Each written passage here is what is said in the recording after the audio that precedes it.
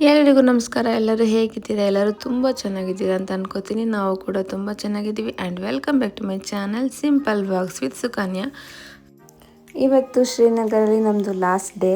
But weather ಮಾತ್ರ ತುಂಬ ಚೆನ್ನಾಗಿತ್ತು. ಫಸ್ಟ್ ಟೈಮ್ ಇಷ್ಟು ದೊಡ್ಡದಾಗಿರೋ ಸೂರ್ಯ ಆಚೆ ಬಂದಿರೋದನ್ನ ನೋಡಿದ್ವಿ. ಇಷ್ಟು ದಿವಸ ಮೋಡದ ಹಿಂದೆನೇ ಬಚ್ಚಿಟ್ಕೊಂಡು ಆಟ ಆಡ್ತಿದ್ರು. ಬಟ್ ಬೆಳಿಗ್ಗೆನೇ ಚೆನ್ನಾಗಿ ಬಿಸಿಲಿತ್ತು, ಚಳಿ ಕಮ್ಮಿ ಇತ್ತು. ಹಾಗಾಗಿ ತುಂಬ ಖುಷಿ ಆಯಿತು.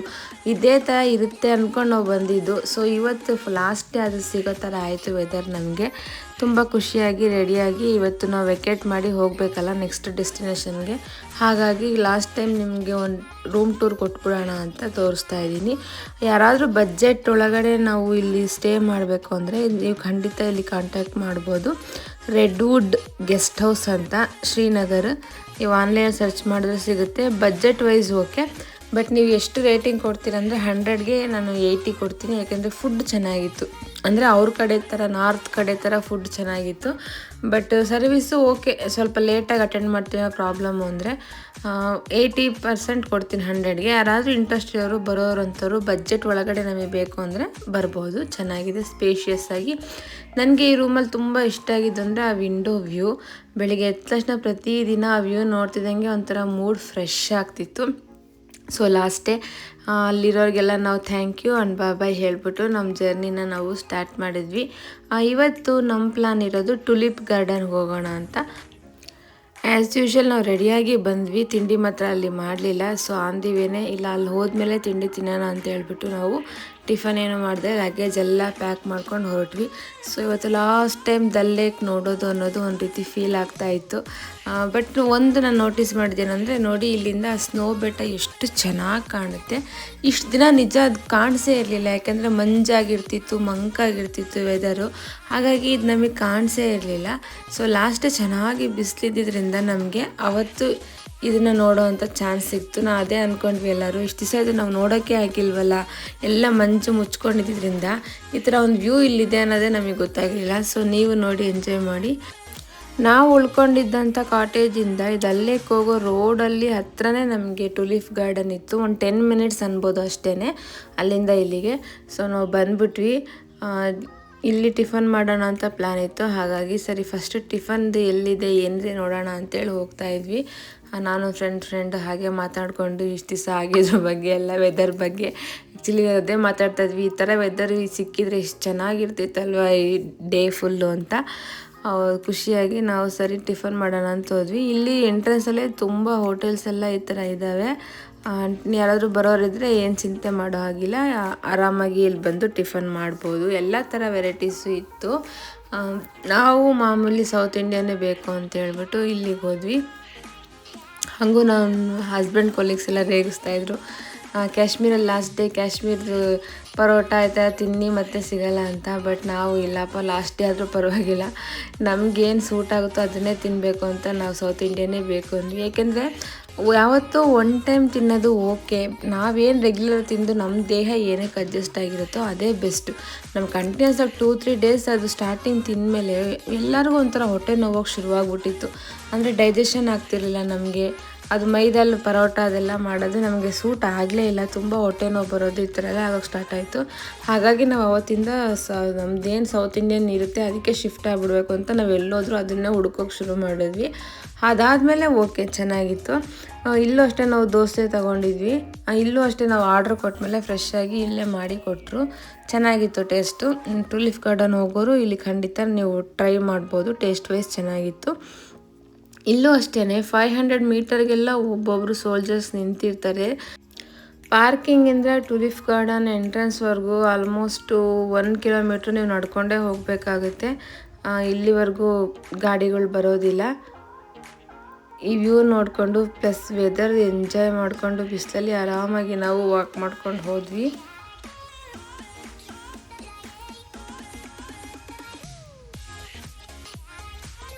ನೋಡಿ ಇದು ಎಂಟ್ರೆನ್ಸು. ಇಲ್ಲಿ ಬಂದ್ವಿ. ಬಟ್ ನಾವೆಲ್ಲರಿಗೂ ಒಟ್ಟಿಗೆ ಟಿಕೆಟ್ ತಗೊಂಡಿದ್ರಿಂದ ಸೊ ಎಲ್ಲರೂ ಬರೋವರೆಗೂ ವೆಯ್ಟ್ ಮಾಡಿಬಿಟ್ಟು ಆಮೇಲೆ ಹೋಗೋಣ ಅಂತ ವೆಯ್ಟ್ ಮಾಡ್ತಾಯಿದ್ವಿ. ಯಾಕೆಂದರೆ ಎಲ್ಲರಿಗೂ ಒಂದು ಟಿಕೆಟಲ್ಲೇ ಆಗಿರುತ್ತಲ್ಲ, ಸೊ ಎಲ್ಲರೂ ಬರಲಿ ಅಂತ. ಸೊ ಈ ಟ್ರಿಪ್ ನಂಗೆ ತುಂಬ ಸ್ಪೆಷಲ್. ಯಾಕೆಂದರೆ ನನ್ನ ಬೆಸ್ಟ್ ಫ್ರೆಂಡ್ಸ್ ಜೊತೆ ಈ 4 ದಿವಸ ಸ್ಪೆಂಡ್ ಮಾಡಿದ್ನಲ್ಲ ಡೇ ಆ್ಯಂಡ್ ನೈಟ್, ಅದು ನಂಗೆ ತುಂಬ ಮೆಮೊರೇಬಲು. ಆಂಟಿ ಶ್ರೀನಗರ್ ಹೆಂಗ ಅನ್ನಿಸ್ತು?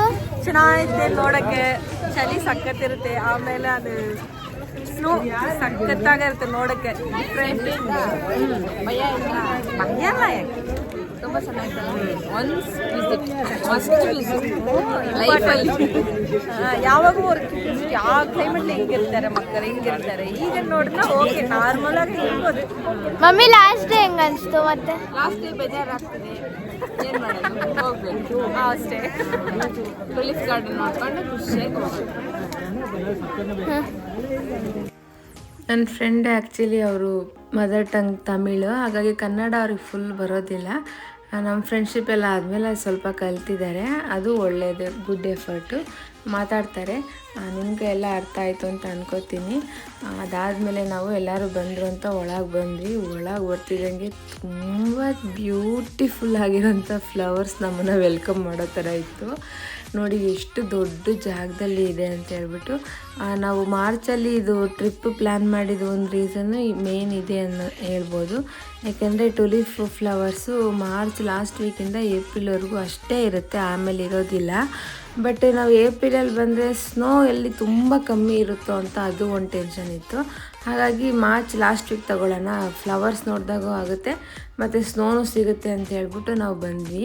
ಆ್ಯಕ್ಚುಲಿ ಇನ್ನೂ ತುಂಬ ಫ್ಲವರ್ಸ್ ಅರಳಿರಲಿಲ್ಲ, ಇನ್ನೂ ಅದು ಏಪ್ರಿಲ್ಗೆ ತುಂಬ ಓಪನ್ ಆಗುತ್ತೆ ಅಂತ ಹೇಳ್ತಿದ್ರು. ಬಟ್ ಇದೇ ಅಷ್ಟು ಚೆನ್ನಾಗಿತ್ತು, ಯೋಚನೆ ಮಾಡಿ ಇನ್ನೂ ಅದು ಓಪನ್ ಆಗಿಬಿಟ್ರೆ ಇನ್ನೂ ಎಷ್ಟು ಚೆನ್ನಾಗಿರುತ್ತೆ ಅಂತ. ಮಮ್ಮಿ ಹೂವು ಇಷ್ಟ ಆಯ್ತಾ?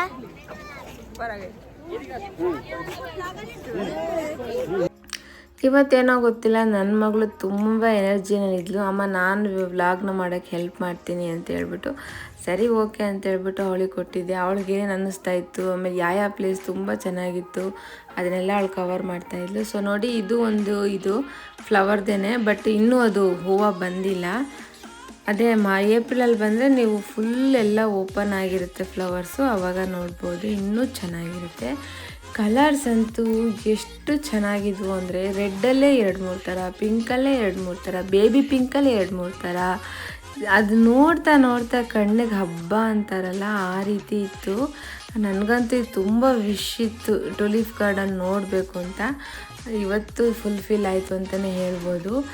ವೆದರ್ ತುಂಬ ಚೆನ್ನಾಗಿತ್ತು, ಬಿಸಿಲಿತ್ತು, ಆದರೆ ತುಂಬ ಗಾಳಿ ಇತ್ತು, ತುಂಬ ಫೋರ್ಸಾಗಿ ಬರೋವಂಥ ಗಾಳಿ ಇತ್ತು. ನಾನೇನು ಅಂದ್ಕೊಂಡೆ ಇದು ಓಪನ್ ಪ್ಲೇಸ್ ಅಲ್ವಾ, ಆಮೇಲೆ ಸುತ್ತ ಬೆಟ್ಟ ಇರೋದ್ರಿಂದ ಈ ರೀತಿ ಗಾಳಿ ಬೀಸ್ತಾ ಇದೆ ಅಂತ ನಾನು ಅಂದ್ಕೊಂಡೆ. ಬಟ್ ನೀವು ನಂಬ್ತೀರಾ, ಈ ಬೀಸೋ ಗಾಳಿಯಿಂದ ನಮ್ಮ ಟ್ರಿಪ್ ಪ್ಲ್ಯಾನ್ ಫುಲ್ಲು ತಲೆ ಕೆಳಗಾಗೋಯ್ತು ಅಂದರೆ ನೀವು ನಂಬಲೇಬೇಕು. ಯಾಕೆ ಅಂತ ನಾನು ಕೊನೆಯಲ್ಲಿ ಹೇಳ್ತೀನಿ, ವಿಡಿಯೋ ಕೊನೆವರೆಗೂ ನೋಡಿ. ಇಲ್ಲಿ ನೋಡಿ, ನಾವು ಕಾಟೇಜಲ್ಲಿ ಇದ್ದಾಗ ಅಲ್ಲಿ ಒಂದು ರೀತಿ ವೈಟ್ ಫ್ಲವರ್ ಇರೋಂಥ ಮರ ಇತ್ತು, ಇಲ್ಲಿ ಫುಲ್ ಬೇಬಿ ಪಿಂಕ್, ಎಷ್ಟು ಬ್ಯೂಟಿಫುಲ್ ಆಗಿದೆ. ಟುಲಿಪ್ ಗಾರ್ಡನ್ ಇಷ್ಟ ಆಯ್ತು ಲಿಶಿಗೆ? ಎಷ್ಟು ಕಲರ್ಸ್ ಇದೆ ಇಲ್ಲಿ? ಎಷ್ಟಿದೆ? 5. ಅಷ್ಟೇನಾ? ಅಷ್ಟೇ ಕಲರ್ಸ ನೋಡಿದ್ದು? ಕೌಂಟ್ ಮಾಡ್ಬೇಕು ತಾನೆ? ಕೌಂಟ್ ಮಾಡ್ತೀಯಾ? ಓಕೆ. ಎಷ್ಟು ಕಲರ್ಸ್ ಇದೆ? ಆನ್ಸರ್ बोलिए। I think more than 5. 5. More than 5. बोलने का क्या हुआ? Okay, let's see. क्या जी? ಮಕ್ಳಿಗೆ ನೋಡೋಣ, ಒಂದು ಟಾಸ್ಕ್ ಕೊಡೋಣ ಅಂತ ಹೇಳ್ಬಿಟ್ಟು ಎಷ್ಟು ಕಲರ್ಸ್ ಫ್ಲವರ್ಸ್ ಇದೆ ನೋಡೋಣ, ಕೌಂಟ್ ಮಾಡಿ ಅಂತ ಹೇಳಿದ್ದೀನಿ. ಸೊ ಅವರು ತುಂಬ ಎಕ್ಸೈಟೆಡ್ ಆಗಿ ಎಲ್ಲ ಕೌಂಟ್ ಮಾಡ್ಕೊಂಡು ಬರ್ತಾಯಿದ್ರು. ಇದು ಸ್ವಲ್ಪ ದೂರ ಬಂದಮೇಲೆ ಈ ರೀತಿ ಇರುತ್ತೆ. ಆಮೇಲೆ ಇಲ್ಲಿ ಏನು ಅಂದ್ರೆ ತುಂಬ ಕಡೆ ಇದೆ ಫ್ಲವರ್, ಗ್ಯಾಪ್ ಕೊಟ್ಟು ತುಂಬ ಕಡೆ ಇದೆ. ನೀವು ಫೋಟೋಸ್ ತೊಗೊಳಕ್ಕೆ, ವಿಡಿಯೋಸ್ ತೊಗೊಳಕ್ಕೆ ಏನೂ ಡಿಸ್ಟರ್ಬೆನ್ಸ್ ಇರೋದಿಲ್ಲ. ನೀವು ಆರಾಮಾಗಿ ನಿಮ್ಗೆ ಎಲ್ಲಿ ಬೇಕೋ ಅಲ್ಲಿ ಹೋಗ್ಬಿಟ್ಟು ತಗೋಬೋದು. ಬಟ್ ಕೆಲವೊಂದು ಕಡೆ ಕ್ರೌಡ್ ಇರುತ್ತೆ ನೋಡಿ. ಇಲ್ಲಿ ನಾವು ಅದು ಹಿಂದೆ ಬರೋ ಥರ ಕುತ್ಕೊಂಡು ತಗೊಳ್ಳೋಣ ಅಂತ ಎಷ್ಟು ಟ್ರೈ ಮಾಡ್ತಾ ಇದ್ದೀವಿ, ಬಟ್ ಆಗ್ತಾನೇ ಇರಲಿಲ್ಲ. ಗಾಳಿ ನೋಡ್ಬೋದು ನೀವು ಹೆಂಗೆ ಬೀಸ್ತಾ ಇದೆ ಅಂತ ಹೇಳ್ಬಿಟ್ಟು. ಹೇಗೋ 1-2 ತುಂಬ ಕ್ಲಿಯರಾಗಿ ಬರಲಿಲ್ಲ ಅಂದರೂ ಹಾಗೆ ತೊಗೊಂಡು ನೆಕ್ಸ್ಟ್ ಹೋಗೋಣ ಅಂತ ನಾವು ಹೋಗ್ತಾಯಿದ್ವಿ. ಏಕೆಂದರೆ ನಮ್ಗೆ ಇಲ್ಲಿಂದ ಹೋದ್ಮೇಲೆ ನಮಗೆ ಲೋಕಲ್ ಮಾರ್ಕೆಟಲ್ಲಿ ಶಾಪಿಂಗ್ ಹೋಗೋ ಪ್ಲ್ಯಾನ್ ಇತ್ತು. ಈವ್ನಿಂಗ್ ನಮ್ಮ ಫ್ಲೈಟ್ ಇತ್ತು. ಸೊ ಹಾಗಾಗಿ ಇಲ್ಲಿಂದ ಹೋಗಿ ಊಟ ಮಾಡಿಬಿಟ್ಟು ಶಾಪಿಂಗ್ ಮುಗಿಸ್ಕೊಂಡು ಏರ್ಪೋರ್ಟ್ಗೆ ಯಾವಾಗಲೂ 2 ಅವರ್ಸ್ ಮುಂಚೆ ಹೋದರೆ ಒಳ್ಳೆಯದು ಅಂತ ಹೋಗೋಣ ಅಂತ ಪ್ಲ್ಯಾನ್ ಇತ್ತು. ಆಲ್ಮೋಸ್ಟ್ ನಾವಿಲ್ಲಿ ಒಂದು 2 ಅವರ್ಸ್ ಸ್ಪೆಂಡ್ ಮಾಡಿದ್ದೀವಿ ಅನ್ಕೋತೀನಿ. ಅಷ್ಟು ಚೆನ್ನಾಗಿತ್ತು. ಒಂದೊಂದು ಕಡೆ ಫ್ಲವರ್ ನೋಡಿದಾಗ ಕಾಂಬಿನೇಷನ್ ಮೇನು ನೋಡಿ, ಒಂದೊಂದು ಕಾಂಬಿನೇಷನ್ ಎಷ್ಟು ಚೆನ್ನಾಗಿದೆ ಅಂತೇಳಿ. ನನಗೆ 7 ಡಿಫ್ರೆಂಟ್ ಟೈಪ್ದು ಕಲರ್ಸ್ ಹುಡುಕಿದೆ. 7 ಇಲ್ಲ, ನನ್ನ ಪ್ರಕಾರ ಒಂದು 10 ಮೇಲಿದೆ. ಮಿಕ್ಸ್ ಬೇರೆ ಇದೆ, ಡಬಲ್ ಶೇಡ್. ಹಾಂ, ಹೆಂಗಿದೆ ಟುಲಿಪ್ ಗಾರ್ಡನ್? ಸೂಪರ್ ಆಗೈತಾ? ನನ್ನ ಡ್ರೆಸ್ಸು ಮ್ಯಾಚ್ ಆಗ್ತದೆ. ಎಲ್ಲೋ ಕಲರ್ ನಿನ್ನ ಡ್ರೆಸ್ಸು ಚೆನ್ನಾಗೈತೆ. ಕಲರ್ ಹೂವು ಇಷ್ಟ ಆಯಿತು ನನಗೆ. Always red, pink, baby pink ಸಖತ್ ಇಷ್ಟ ಆಯ್ತು, ಸಖತ್ತಾಗೈತೆ. ಅಲ್ಲಿ ನಮ್ಮ ಫ್ಲಾಗ್ ಕಲರ್ ರೆಡ್ ಮತ್ತು ಎಲ್ಲೋ ಮಾಡಿದ್ದಾರೆ, ಅಲ್ಲಿ ಮಿಸ್ ಮಾಡ್ದಂಗೆ ಹೋಗಿ ಫೋಟೋಸ್ ವಿಡಿಯೋಸ್ ತಗೊಳ್ಳೋಣ. ಸೂಪರ್. ಇಲ್ಲಿ ನೋಡಿ ಫುಲ್ ಎಲ್ಲೋ ಕಲರ್ದೇ ಒಂದು ಫ್ಲವರ್ ಇತ್ತು. ಸೊ ಕೋಇನ್ಸಿಡೆನ್ಸ್ ಅಂದರೆ ನಾನು ಇಬ್ಬರು ಮಕ್ಕಳು ಅದು ಎಲ್ಲೋ ಕಲರ್ ಡ್ರೆಸ್ ಹಾಕೊಂಡಿದ್ರು. ಅದನ್ನೇ ಹೇಳ್ತೀನಿ, ಬನ್ನಿ ನಿಮ್ಮ ಡ್ರೆಸ್ ಕರೆಕ್ಟಾಗಿ ಮ್ಯಾಚ್ ಆಗುತ್ತೆ, ಫೋಟೋಸ್ ಎಲ್ಲ ತೊಗೊಂಡ್ಬಿಡೋಣ ಅಂತ. ಸೊ ಈಗ ಅಲ್ಲಿಗೆ ಹೋಗ್ತಾ ಇದ್ದೀವಿ.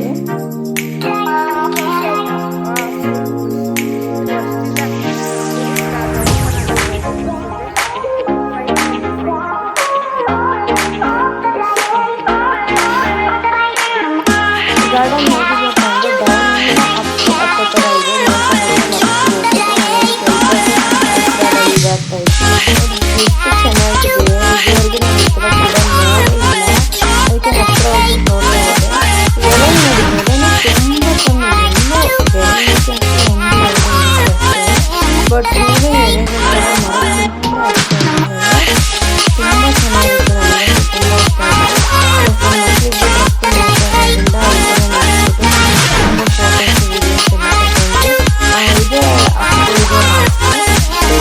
ಇಷ್ಟ ಆಯಿತು. ಸೆಂಟ್ರಿಂದ ನಾವು ಆಚೆ ಹೋಗ್ತಾ ಇದ್ದೀವಿ.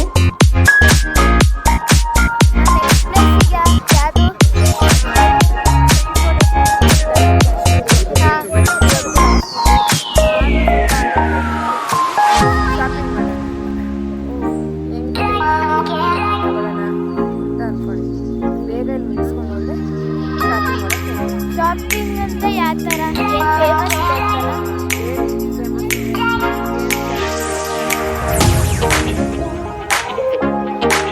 ನಮ್ಮ ಟ್ರಿಪ್ ಇನ್ನೂ ಕಂಟಿನ್ಯೂ